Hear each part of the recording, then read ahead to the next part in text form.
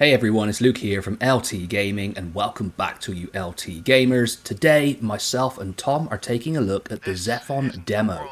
Excitingly, this is brought to us by Proxy Studios, the same developer who worked on Warhammer 40,000 Gladius, a game that I reviewed very highly on the channel. We also want to let you know that the demo will be publicly available from August 3rd to August 10th as part of the Yogscast Tiny Teams Festival. There is definitely no reason you shouldn't try this game out, as so far it's been very impressive. To set the scene before our conversation, I want to let you know that ZEPHON is a post-apocalyptic 4X strategy game built on Proxy's unique tactical combat system. Guide survivors through a turbulent future navigating unexpected disasters, eldritch horror, and cyberpunk monstrosities. If you enjoy our conversation and appreciate us bringing these types of games to you on the channel, make sure to like, comment and subscribe if you're new here. Me and Tom both really appreciate it. Right, let's jump into the conversation that me and Tom had about ZEPHON. So I logged about 2 hours of game time with the ZEPHON demo today, and so far I'm really impressed with what I've seen. How about you, Tom? Yeah, I was also pretty impressed and intrigued by the game. Obviously, it's something that has a lot of the Proxy Studios digital fingerprints on it as well. But overall, I was pretty impressed and I liked the fresh take. I always enjoy 4X gaming in general, so yeah, I was pretty happy with it. Like, I did a quick review on Gladius, which was very popular on our channel, and obviously I was quite high on that game, and I really enjoyed the Warhammer universe. And when I heard this was coming out and it was a 4X not based on Warhammer, I was kind of even more intrigued. And jumping in, the initial flavour of the game and the presentation of this desolate, wasted world which has been destroyed, I was really impressed with the setting. How did you find that? Yeah, I was actually on the other side of the fence. I was a bit concerned that without the Warhammer lore to fall back on, it would feel a bit flat and empty, but it actually wasn't the case. I will say I played as a people. They were called the Artificer, and you could mistake them for the Imperial Guard, which maybe is a slight critique there, but overall they did have enough distinct flavour. It was a lot of fun playing as them, even if they did have a similar strategy that I would employ with the Imperial Guard in Gladius. Yeah, and I think that leads us on to really the first major concern. Is this just a Gladius reskin or a Gladius mod? It needs to do stuff that is quite different to give it that USP. And I will agree, I did see a guy with a power sword when I played as the Fallen Soldier race. Yeah, and you know a bit more about the races in this game than I do, so maybe you can expand a bit upon what they entail, and are they going to be distinct enough from the Warhammer that we see in Gladius, or are we going to have, you know, a Necrons clone and a Space Marines clone and so on and so forth? Well, so far they do have that feel of a kind of apocalyptic future, but I know that there is 3 asymmetric paths that you can take, and that's human, voice, and cyber. The information about those is a little bit scarce, and I think we've been playing mainly as the human factions who have different plus and minuses. For instance, my Fallen Soldier race starts with only 2 militia units and a vehicle, and can heal itself every turn, which is great. And I think your race starts with 3 militia, and I'm not quite... What is the special abilities of your race? They're called militants, actually, I think you'll find. And they're like this super brutal people that can sacrifice their own population to improve production in their cities. So I think they're very much economy-based people with like this drawback or this con that you can then sacrifice your population to get more production, more troops, and so on and so forth. So I enjoyed them, but I'm looking forward to playing some different nations as well. Yeah, and I think there's no getting away from the Gladius DNA in this game, and I see that as a good thing and a bad thing. It does need to differentiate itself, but that game Gladius is so awesome, I would kill for more of it. I absolutely love when they add new races to that game.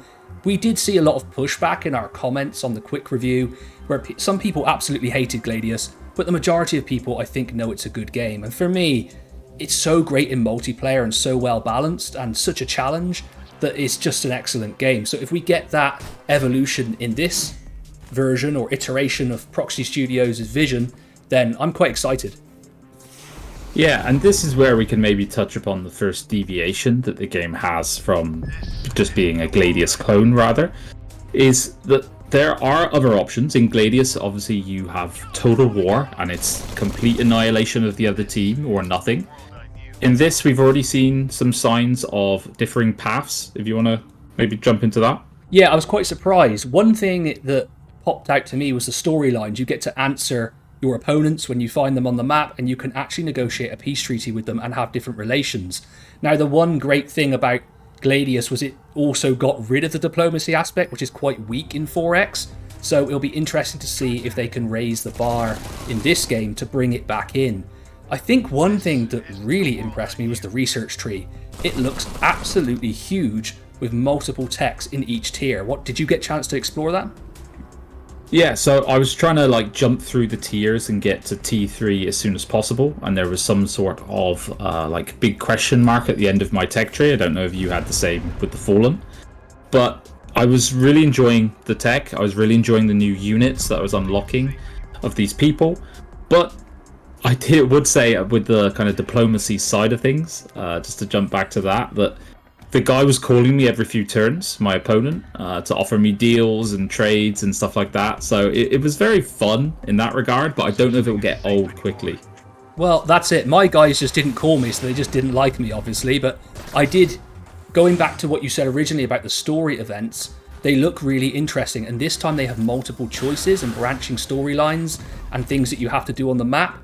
The one that I enjoyed in my game so far was I had to rescue 3 more powerful units, and I got to then keep those units, and they did help me turn the tide of a 3-way battle that took place. It was really cool, actually. I took on one of the enemies, then the rival race that was on the map attacked, and they were all fighting each other, and then to add to that, there was an event where these worms or sandworms broke out, and it was just absolute chaos. I did record some of that footage, so hopefully you're all looking at that right now. Yeah, and that's one point I would also say, is it veering back towards being like Gladius, because I remember the Imperial Guard mission was originally save so many of your fallen and guardsmen around the map, and so it seems like this might be a mission which is directly taken from that. So could be leaning back towards being similar to Gladius. I don't mind that. I think that's where we're going to differ, right? I don't mind it, but I do think it has to have its own flavour. So far, I really like what I'm seeing, but I do understand your point that it's going to need to evolve a little bit more. Just moving on to the graphics aspect, I was really impressed with some of the details on the map. I came across sandstorms, different environmental effects that looked really cool and actually affected the battlefield. Did you get much chance to interact with those? Yeah, so this is where I really enjoyed this game, is the map had a lot more depth to it. I felt there was a lot more nuance. Like you say, there were these random weather events going on, and it just added a lot of flavor to the game for me. And sometimes that's what all I want is I love Gladius as a game, and if it expands and like kind of adds more depth to the map events or different aspects in that regard, I'd be really happy. Amazing. Yeah, I totally agree. I was very impressed with it. I like the original game, so I'm going to be an easy sell. I mean, if you don't like Gladius, I mean, we're going to have to be honest, you probably won't like this. But there's a lot of Gladius fans out there, and I think it's a really interesting chance for Proxy Studios to build upon their success. And I wish them the best with it, because I do think that they built a great product with Gladius, and I've always been happy to support that game. Yeah, likewise. I really enjoy Gladius. It's one of probably the best fighting 4Xs out there, if that makes sense.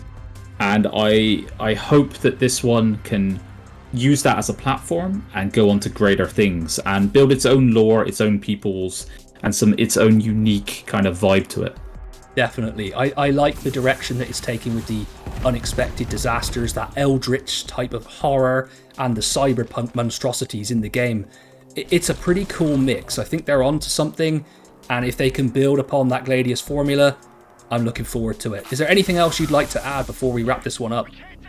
No, I think we've covered it quite comprehensively. So yeah, just excited to see the full game release now. Definitely. Thanks for joining me today, Tom. It's long overdue that we did something co-op on the channel, and hopefully we do some more stuff in the near future. Absolutely. Thanks, everyone. I've been Luke from LT Gaming. Tom's joined me today, and as always, we'll catch you on the next one. Taking the field. Engage with hostility. I'm sorry it came to this.